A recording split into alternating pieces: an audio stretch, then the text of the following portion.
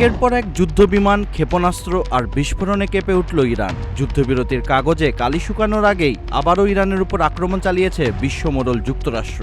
মার্কিন central command বা সেনকম প্রকাশিত নতুন ভিডিওতে দেখা গেছে যুদ্ধজাহাজ থেকে যুদ্ধবিমানের উড্ডয়ন, আকাশে অভিযান এবং ইরানের ভেতর একের পর এক লক্ষ্যবস্তুতে ক্ষেপণাস্ত্র হামলার দৃশ্য। সেনকমের দাবি, 11 জুলাইয়ের এই অভিযানে প্রায় 140টি ইরানি সামরিক লক্ষ্যবস্তুতে হামলা চালানো হয়েছে। লক্ষ্যবস্তুর মধ্যে ছিল ক্ষেপণাস্ত্র ও ড্রোন ঘাঁটি, গোলাবারুদের গুদাম, নৌঘাঁটি, যোগাযোগ নেটওয়ার্ক এবং উপকূলীয় নজরদারি কেন্দ্র। ওয়াশিংটনের মতে, হরমুজ প্রণালীতে বাণিজ্যিক জাহাজে হামলার জবাব দিতেই এই অভিযান। তাদের দাবি, 3 দফার হামলায় এখন পর্যন্ত 300টিরও বেশি সামরিক স্থাপনা ধ্বংস বা অকার্যকর করা হয়েছে। তবে ইরানের দাবি সম্পূর্ণ ভিন্ন।